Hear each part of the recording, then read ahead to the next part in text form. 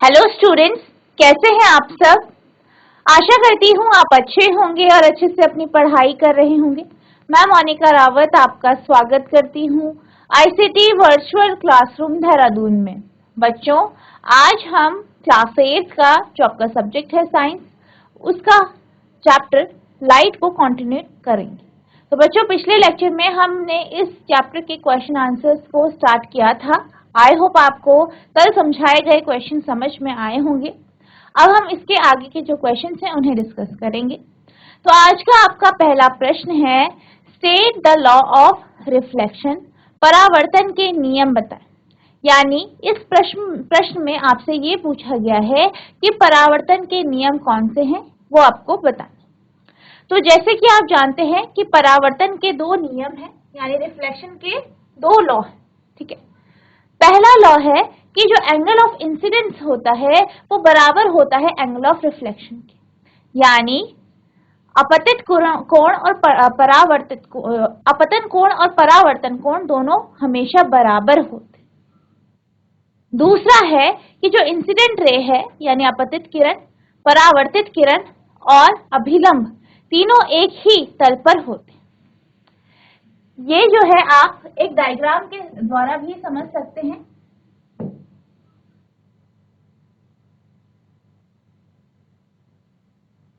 मान लीजिए ये क्या है, एक दर्पण है। ठीक है, अब इस दर्पण पे क्या हुआ, एक किरण पड़ी, ये दर्पण से टकराई और फिर रिफ्लेक्ट हो गई, यानी परावर्तित हो गई इससे। ठीक है, तो जो किरण दर्पण पे पड़ रही है उसे हम अपतित किरण कहते हैं। जो दर्पण पे परावर्तित होकर जो चली जाती है उसे हम परावर्तित किरण कहते हैं। अब अगर हम एक इमेजिनरी लाइन की बात करें, एक लाइन है जो कि इस तरीके से है। ठीक है, इसे हम क्या कहते हैं, जो कि आपकी मिरर के परपेंडिकुलर है, यानी लंबवत है, इसे हम अभिलंब कहते हैं। अब इस अभिलंब और अपतित किरण के बीच में जो कोण बनता है उसे हम एंगल आई कहते हैं, यानी अपतन कोण। इसी तरीके से इस परावर्तित किरण और अभिलंब के बीच में जो कोण बनता है इसे हम एंगल आर कहते हैं। ठीक है, एंगल आर कहते हैं, यानी परावर्तन कोण, यानी रिफ्लेक्टेड एंगल। ठीक है, रिफ्लेक्टेड एंगल। तो यहाँ पे जो आपके नियम है वो आप इस फिगर से भी समझ सकते हैं कि पहला नियम कहता है कि जो एंगल आई है वो बराबर होता है एंगल आर के, यानी जब भी परावर्तन होता है, दर्पण से परावर्तन होता है, तो जो अपतन कोण है वो परावर्तन कोण के बराबर होता है। दूसरा नियम क्या कहता है कि जो अपतित किरण है, परावर्तित किरण है और जो अभिलंब है, ठीक है, ये तीनों एक ही तल पर होते हैं। ठीक है, तो आप क्या करेंगे,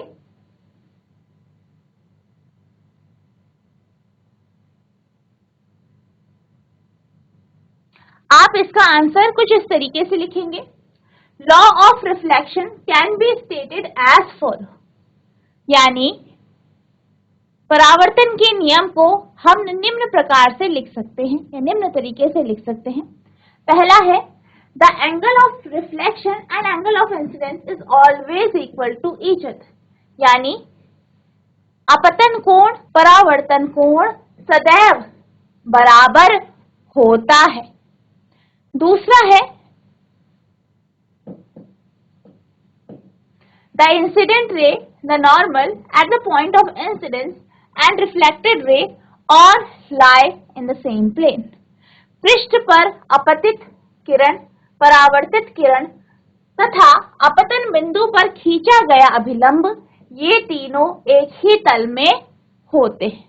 ठीक है, तो ये क्या है, आपका लॉ ऑफ रिफ्लेक्शन है, यानी परावर्तन का नियम है।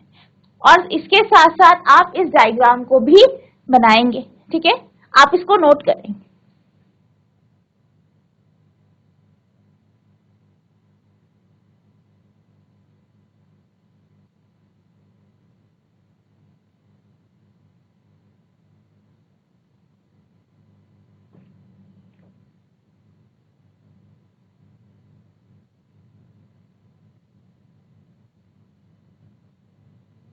अब हम चलेंगे अब अगले प्रश्न की ओर। तो आपका अगला प्रश्न है, describe an activity to show that incident ray, the reflected ray and normal at the point of incidence lie in the same plane।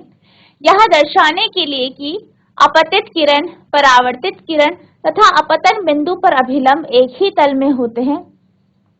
एक क्रियाकलाप का वर्णन कीजिए। यानी यहाँ पे आपको क्या बताना है कि जो अपतित किरण है, परावर्तित किरण है और जो नॉर्मल है, ये तीनों एक ही तल पर होते हैं, ये आपको बताना। ठीक है, इसके लिए आपको क्या लिखना है, एक्टिविटी जो है यहाँ पे बतानी है।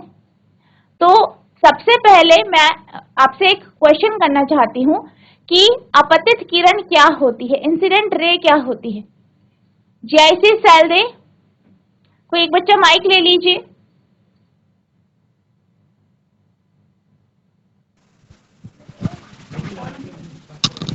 Good morning ma'am. Good morning बेटा, आपका नाम क्या है? मैम माय नेम इज पारस पमनोई। अच्छा ठीक है पारस बेटा, आप ये बताइए कि अपतित किरण यानी इंसिडेंट रे क्या होती है।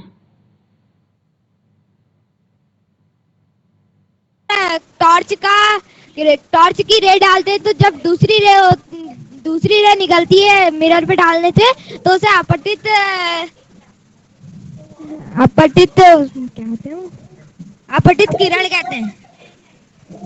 इंसिडेंट रे, फिर से रिपीट कीजिए, फिर से रिपीट कीजिए, आप क्या बोल रहे हैं?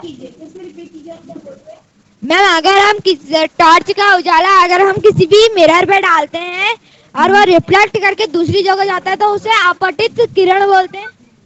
अच्छा, और फिर परावर्तित किरण क्या होती है? रिफ्लेक्टेड रे, रिफ्लेक्टेड रे यानी परावर्तित किरण क्या होती है? कक्षा 7 के बच्चे हैं। ठीक है, आप बैठ कक्षा जाइए। 7 के बच्चे हैं। हाँ जी, अच्छा ठीक है, कोई नहीं बेटा, बैठ जाइए आप, कोई नहीं। ठीक है पारस, वेरी गुड, आप आंसर दे रहे थे। ठीक है, वेरी गुड। ठीक है, ऐसे ही आपको आंसर्स दे रहे हैं। ठीक है, जीआईसी पटकोट, कोई एक बच्चा माइक ले लीजिए। Ma'am good morning. Good morning बेटा, आपका नाम क्या है? मैम मयंक कुमार। ठीक है, तो मयंक बेटा आप ये बताइए कि इंसिडेंट रे यानी अपतित किरण क्या होती है? अपतित किरण,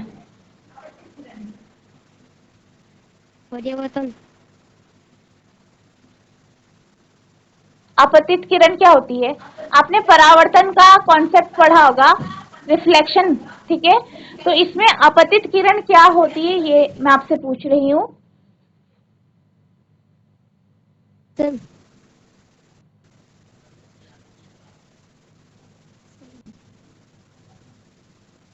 पर्यावती किरण। परावर्तित किरण क्या होती है?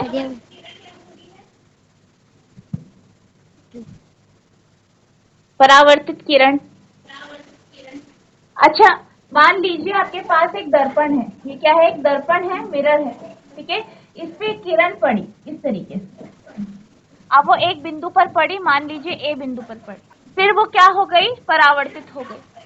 तो जो आपकी ये किरण है ओ ए किरण है, इसको क्या कहते हैं जो कि दर्पण पे पड़ रही है? क्या बोलते हैं बेटा? पर्यावती। परावर्तित। पर्यावती। तो ये अगर मैं बात करूं कि यहाँ ए बिंदु पर पड़ी, ए बिंदु से परावर्तित हुई, ठीक है, किरण परावर्तित हुई, रिफ्लेक्ट हुई और वो यहाँ पे जाने लगी, यानी एसी की तरफ जाने लगी। तो जो ये एसी किरण है वो कौन सी किरण है?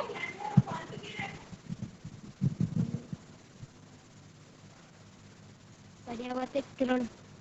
ठीक है, एसी आपकी, एसी जो है ना बेटा, ये आपकी परावर्तित किरण है, ये बिल्कुल ठीक है। अगर हम एओ की बात करें, जो किरण दर्पण पे पड़ रही है, इसको हम इंसिडेंट रे यानी अपतित किरण कहते हैं। ठीक है, इंसिडेंट रे यानी अपतित किरण कौन सी है? ओ ए, जो दर्पण पर पड़ रही है। दर्पण पर पड़ने के बाद परावर्तन के बाद जो हमें किरण मिलती है, ठीक है, यानी यहाँ पे जो AC किरण है वो आपकी परावर्तित किरण है यानी रिफ्लेक्टेड रे। ठीक है बेटा, ठीक है, ठीक है। मयंक के लिए तालियां बजाएंगे। ठीक है, मयंक ने ये बताया कि आपका परावर्तित किरण कौन सी होती है, आपको इसे ध्यान देना है। AC यहाँ पे जो कि आपको रिफ्लेक्शन के बाद किरण मिल रही, परावर्तन के बाद जो किरण मिल रही है उसे हम परावर्तित किरण कहते हैं, और वह किरण जो दर्पण पर पड़ती है उसको हम अपतित किरण कहते हैं, जैसे कि यहाँ पे OA किरण। ठीक है,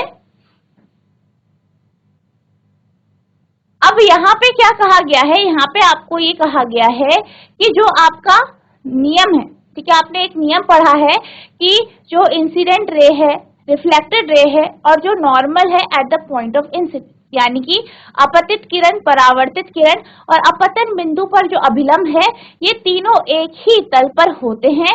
इसको आपको एक एक्टिविटी के माध्यम से बताना है। अब इस एक्टिविटी को करने के लिए आप क्या करेंगे, एक टेबल लेंगे, उसके ऊपर आपको एक कागज की शीट बिछा देंगे, एक दर्पण रखना है, उसे टेबल के ऊपर इस तरीके से रखना है।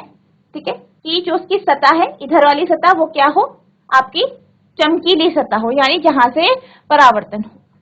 अब आपको क्या करना है, एक कार्डबोर्ड लेना है, उसमें पतली सी स्लिट बना देनी है, या आप कंघी भी ले सकते हैं, कंघी में भी एक पतली सी स्लिट बना देनी है और उसको यहाँ पे जो है खड़ा कर देना है, किसके ऊपर, कागज के ऊपर, यानी मेज पे रखे कागज के ऊपर। अब आपको क्या करना है, टॉर्च लेना है और टॉर्च ऑन कर देना है। अब जब आप टॉर्च ऑन करेंगे तो टॉर्च से क्या होगा, लाइट एमिट होगी, यानी प्रकाश उत्सर्जित होगा। उस लाइट को आपको इस स्लिट से पास कराना है, या जो भी आपने कंघे से, कंघी के माध्यम से स्लिट बनाई है या कार्डबोर्ड के माध्यम से स्लिट बनाई है, उससे पास करवाना है। अब जब वो किरण उससे पास होगी तो किरण एक बीम के रूप में आपको दिखाई देगी, आपको एक लाइन के रूप में आगे जाती हुई दिखेगी। अब आपको क्या करना है, यहाँ पे जो है, जो लाइन है, ठीक है, जो ये किरण जिस लाइन पे जा रही है वहां पे आपको क्या करना है, बिंदु बना देने, उसके पथ पे बिंदु बना देने हैं और फिर क्या करना है, कोशिश करनी है कि रेखा खींच, वरना आप बिंदु बना के इसको छोड़ सकते हैं और जिस बिंदु पर वो दर्पण से टकरा रही है, ठीक है, जिस बिंदु पर वो दर्पण से टकरा रही है उस बिंदु को भी बना देना है। इसके बाद आपको क्या करना है, आप ये देखेंगे कि जो ये किरण है ये आपको रिफ्लेक्ट होती हुई यानी परावर्तित होती हुई दिखाई देगी। ठीक है, क्या होती हुई दिखाई देगी, परावर्तित होती हुई। अब आपको क्या करना है, जिस दिशा में ये आपको परावर्तित होती हुई दिखाई देगी वहां पर भी आपको इस तरीके से बिंदु बना देने हैं। फिर क्या करना है, टॉर्च को हटाना है और इसको पूरा इस तरीके से ड्रॉ कर देना। ठीक है, जो आपको पथ दिख रहा है लाइट का, प्रकाश का, उसको पूरा ड्रॉ कर देना है पेंसिल के माध्यम से। अब आप क्या करेंगे, एक स्केल लेंगे और वो बिंदु जहाँ पे दर्पण पर जो है किरण टकरा रही है वहां पे एक लाइन खींचेंगे, सीधी लाइन, ठीक है, अभिलंब बोलते हैं जिसे, या नॉर्मल कहते हैं। ठीक है, वो आप खींचेंगे। ठीक है, तो आपको ये जो है आपको यहाँ पे एक रे डायग्राम मिल जाएगा। ठीक है, एक डायग्राम आपका बन जाए। अब आपको क्या करना है, जहाँ पे आपने नॉर्मल ड्रॉ करी है या अभिलंब ड्रॉ किया है वहां पे से बीच से पेज को क्या करना है, फोल्ड कर देना। ठीक है, फोल्ड करेंगे आप, फोल्ड करेंगे तो आप ये देखेंगे जैसे आप फोल्ड करोगे तो जो आपकी रिफ्लेक्टेड रे है वो नीचे आ जाएगी और वो आपको दिखेगी नहीं। अब आप फिर उसे सीधा करेंगे तो आपको दिखने लग जाएगी। इसका अर्थ क्या है कि जो आपकी अपतित किरण है, परावर्तित किरण है और जो नॉर्मल है, ठीक है, ये तीनों एक ही तल पर होते हैं, एक ही सतह पर होते हैं। ठीक है, तो इस तरीके से आप जो है इस एक्टिविटी को परफॉर्म करें। To perform this experiment, take a plane mirror and place it on a sheet of paper in a standing position with a block. आपको जो है इस एक्टिविटी को या क्रियाकलाप को करने के लिए आपको क्या करना है, एक दर्पण लेना है, समतल दर्पण, उसे एक ब्लॉक के माध्यम से पेपर, जो पेपर की शीट है उस पे खड़ा कर देते। Then draw an incident line A B on this paper. फिर आप क्या करेंगे, दर्पण खड़ा करेंगे और वहां पे लाइन खींच देंगे, ठीक है। Mark the point on the paper by carefully looking at the mirror. फिर आपको क्या करना है, दर्पण पर देखते हुए जो है सावधानी पूर्वक पेपर पर पॉइंट्स बना देने, बिंदु बना देने। The line that goes after it appears on the screen, ठीक है, जो कि आपको स्क्रीन पे दिख रही है, जब वो क्या हो जाएगी, आपकी वो लाइन जो कि आपको दिखाई देगी स्क्रीन पर, वो आपको ड्रॉ करनी या पॉइंट बनाने। Draw perpendicular on the mirror line and then remove the mirror. आपको क्या करना है, फिर क्या करना है, एक जो है दर्पण के परपेंडिकुलर या लंबवत एक लाइन खींचनी है। Join the points to make the reflected ray on the paper.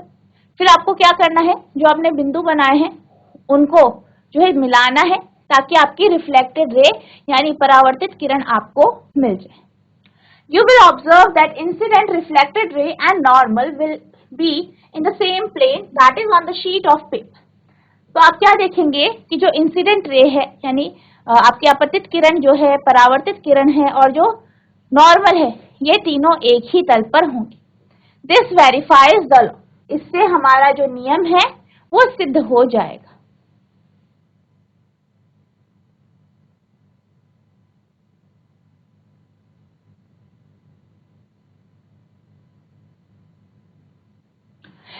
हम एक मेज पर कागज की एक सफेद शीट को बिछा देते हैं। इसके बाद एक कंघी लेते हैं और इसके बीच से एक दांत को छोड़कर अन्य सभी को ढक देते हैं। कागज की शीट के लंबवत कंघी को रख देते हैं। अब टॉर्च की सहायता से कंघी पर प्रकाश डालते हैं।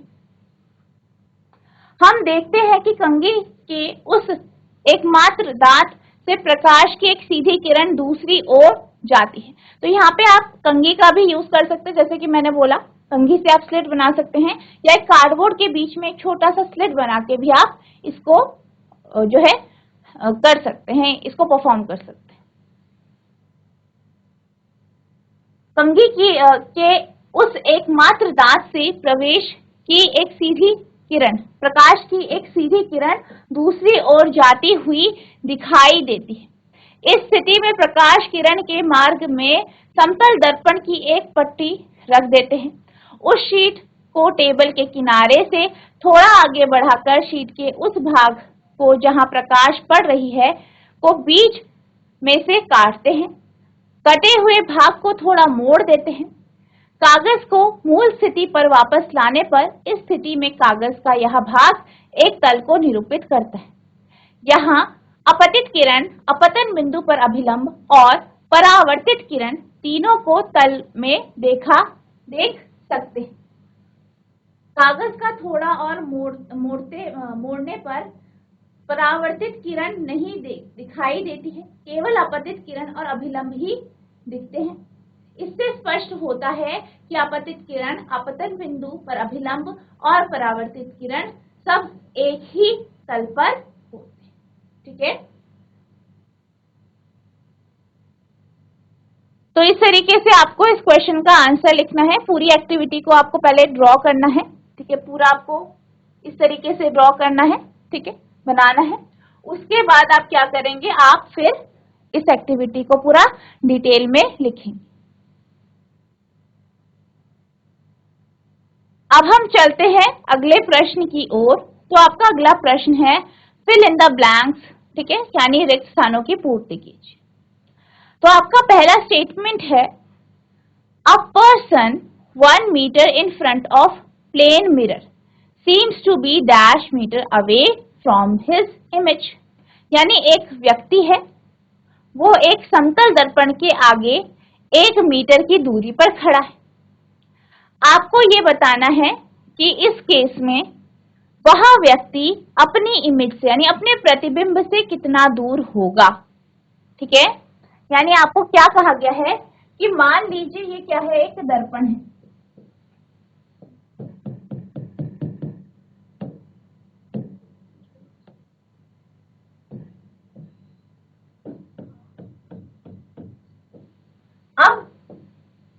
है एक व्यक्ति है,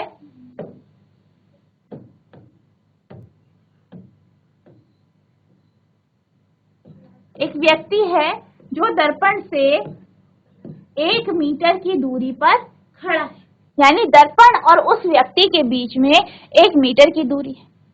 मान लीजिए उसकी जो इमेज है वो यहाँ पे बन रही है, यानी यहाँ पे उसका प्रतिबिंब बन रहा है। तो आपको बताना है उसके प्रतिबिंब और उसके बीच की दूरी कितनी होगी। ठीक है, इसको बताने के लिए आपको सबसे पहले ये बताना होगा कि जब समतल दर्पण से प्रतिबिंब बनेगा, यानी इस व्यक्ति का प्रतिबिंब बन रहा है, तो वो दर्पण से कितने पीछे हो, यानी दर्पण और प्रतिबिंब के बीच की दूरी कितनी होगी। जैसी पटकोट, कोई एक बच्चा माइक ले लीजिए।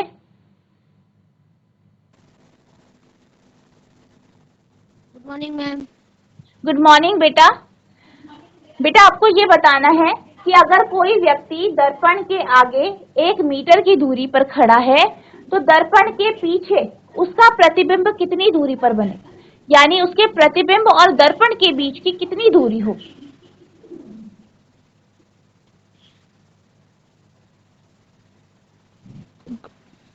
Ma'am 2 metre.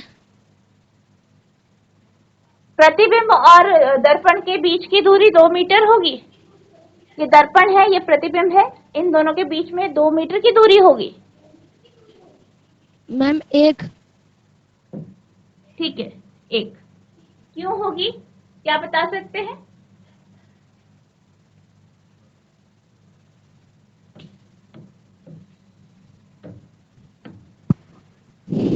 यहाँ पे 1 मीटर की दूरी होगी, क्यों होगी ये बताइए। आपको पता है क्यों होगी 1 मीटर की दूरी दर्पण और प्रतिबिंब के बीच में, यानी इमेज और मिरर के बीच में।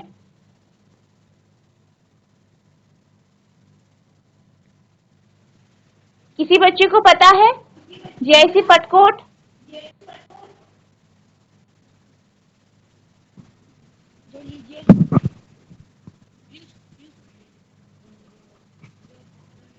बेटा आपका नाम क्या है? हमारा जिन्होंने आंसर दिया। मैम जितेश मेहरा। अच्छा जितेश बेटा, ठीक है, वेरी गुड, आपने आंसर सही दिया कि 1 मीटर की दूरी है। ठीक है, वेरी गुड। आप सब क्लैपिंग बजाएंगे, सब तालियां बजाएंगे, वेरी गुड। अब हम बात करते हैं, आप बैठ जाइए, कि 1 मीटर की दूरी क्यों होगी। क्योंकि यहाँ पे हम बात कर रहे हैं प्लेन मिरर की, यानी समतल दर्पण की। और जब हम समतल दर्पण के बारे में पढ़ रहे थे तो हमने ये देखा था कि इसके द्वारा किस प्रकार का प्रतिबिंब बनता है, जिसमें हमने ये भी देखा था कि जो समतल दर्पण जो होता है, अगर उसके सामने कोई वस्तु जितनी दूरी पर रखी जाती है उतनी ही दूरी पर दर्पण के पीछे उसका प्रतिबिंब बनता है। यानी अगर दर्पण के आगे कोई वस्तु 1 मीटर की दूरी पर रखी है तो दर्पण के पीछे जो है उस वस्तु का प्रतिबिंब 1 मीटर की दूरी पर बनेगा। इसी तरीके से ही अगर दर्पण के आगे कोई वस्तु 5 मीटर की दूरी पर रखी है तो दर्पण के पीछे वह वस्तु, उस वस्तु का प्रतिबिंब 5 मीटर की दूरी पर बनेगा। तो ये क्या है, ये एक प्रॉपर्टी है। किसकी प्रॉपर्टी है, किसका गुण है, जो आपका दर्पण है उसका, कि वो किस प्रकार का प्रतिबिंब है। ठीक है, अब यहाँ पे क्या पूछा गया है, यहाँ पे आपसे ये कहा गया है कि अगर कोई व्यक्ति है वो दर्पण से आगे 1 मीटर की दूरी पर है तो उस व्यक्ति और उसके प्रतिबिंब के बीच की दूरी कितनी होगी। तो जैसे कि अभी हमने डिस्कस किया कि जो दर्पण है, दर्पण के पीछे जो प्रतिबिंब बनेगा वो 1 मीटर की दूरी पे होगा। ठीक है, यानी कि जो दर्पण है और जो व्यक्ति है इनके बीच की दूरी 1 मीटर, दर्पण और प्रतिबिंब के बीच की दूरी 1 मीटर। यानी अगर हम व्यक्ति और प्रतिबिंब के बीच की दूरी देखें तो कुल दूरी आपकी 1 + 1 यानी 2 मीटर की होगी। ठीक है, 1 + 1 यानी 2 मीटर की दूरी होगी। ठीक है, तो यानी कि अगर हम बात करें स्टेटमेंट की, अ person 1 meter in front of a plane mirror seems to be dash meter away to his image, यानी कि एक व्यक्ति जो समतल दर्पण के सामने 1 मीटर की दूरी पर है तो उसका प्रतिबिंब जो है कितने मीटर की दूरी पर होगा, उससे 2 मीटर की दूरी। तो आपका जो आंसर आएगा यहाँ पे 2 आएगा, यानी 2। अब हम चलते हैं अगले स्टेटमेंट की। तो आपका अगला स्टेटमेंट है, if you touch your dash air what with your right hand in front of a plane mirror, it will be seen that the mirror that your right ear is touched with your dash hand। आपसे ये कहा गया है कि आप अगर दर्पण के आगे खड़े तो आप कौन सा कान छुएंगे अपने जो है दाहिने हाथ से यानी राइट हैंड से, कि आपको आपका जो है राइट एयर, ठीक है, राइट एयर यानी दाहिना कान को आप टच कर रहे हैं कौन से हाथ से, मतलब आपको हाथ बताना है और कान बताना, ठीक है। अब जैसे कि यहाँ पे बात कर रहे हैं प्लेन मिरर की, समतल दर्पण की, तो समतल दर्पण में क्या होता है, लेटरल इन्वर्जन, ठीक है। लेटरल इन्वर्जन का आपने कॉन्सेप्ट पढ़ा है, जिसमें हमने क्या देखा था, जिसमें हमने ये देखा था कि अगर हम दर्पण के आगे अपना बायां हाथ उठाएं तो हमें दर्पण पर अपना दाहिना हाथ दिखाई देता है कि हमने दाहिना हाथ उठाया। इसी प्रकार से अगर हम जो है अपना दाहिना हाथ उठाते हैं तो दर्पण पे हमें ऐसा दिखता है कि हमने बायां हाथ उठाया, ठीक है। तो यहाँ पे क्या किया गया है, यहाँ पे आपको बताया गया है कि अगर हम राइट हैंड से कान को टच करें, ठीक है, राइट हैंड से, ठीक है, यानी दाहिने हाथ से कान को टच करें, तो दर्पण पर अगर हम दाहिने हाथ से टच कर रहे हैं तो हमें क्या लगेगा, कौन से हाथ से टच कर रहे हैं, बायां हाथ से, यानी लेफ्ट से। तो यहाँ पे आपका आ जाएगा विद योर, यहाँ पे आपका लेफ्ट आ जाएगा। अब आपसे ये भी पूछा गया है कि कौन से कान को हम जो है दाहिने हाथ से टच कर रहे हैं कि हमें ऐसा लग रहा है कि हमने दाहिना कान छुआ है, तो कान बताना है, तो यहाँ पे आपके पास लेफ्ट आएगा। क्यों आएगा, लेटरल इन्वर्जन के कारण, ठीक है। तो यहाँ पे जो इसका आंसर होगा वो आपका होगा, if you touch your left ear with right hand, यानी अगर आप अपना बायां कान दाहिने हाथ से छूते हैं, ठीक है, कहाँ पे, दर्पण के आगे, it will be seen in the mirror, यानी दर्पण पे ऐसा दिखेगा कि आपने अपना जो है दाहिना कान बाएं हाथ से पकड़ा है। नेक्स्ट आपका स्टेटमेंट है, the size of a pupil become dash when you see a dim light, यानी जब आप मंद रोशनी में यानी कम रोशनी पर होते हैं तो जो आपकी पुतली होती है, प्यूपिल यानी पुतली, जो आपकी पुतली होती है उसका साइज या उसका आकार कैसा हो जाता है। अगर आप डिम लाइट पर या मंद रोशनी पर खड़े हैं तो आपके आंख की जो पुतली है, पुतली का जो साइज होता है वो कैसा हो जाता है, ये आपसे पूछा गया है।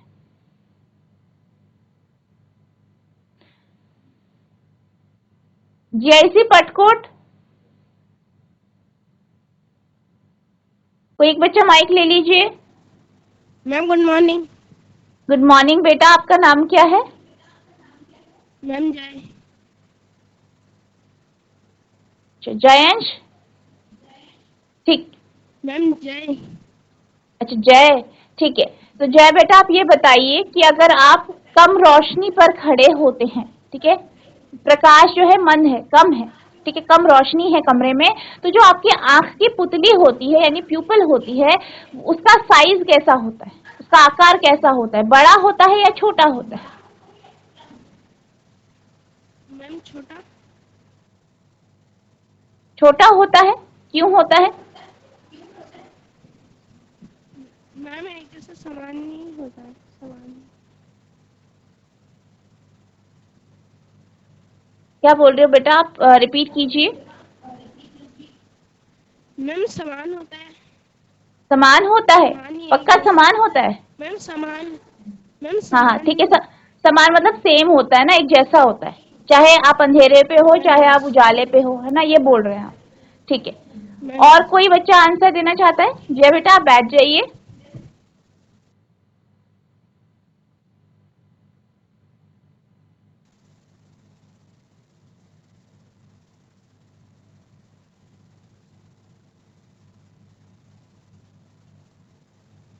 बेटा माइक ऑन कीजिए, आपका माइक ऑन नहीं है। Ma'am good morning. Good morning बेटा, आपका नाम क्या है? मैम पीयूष। ठीक है, तो पीयूष बेटा आप ये बताइए कि अगर आप कम रोशनी वाले कमरे पे खड़े हैं तो आपकी जो आंख की पुतली होती है उसका आकार कैसा होता है? बड़ा है, छोटा है, कैसा रहता है? मैम सामान्य। सामान्य? सबको लगता है कि सामान्य रहता है, छोटा होता है। ठीक है, क्यों होता है छोटा? मैम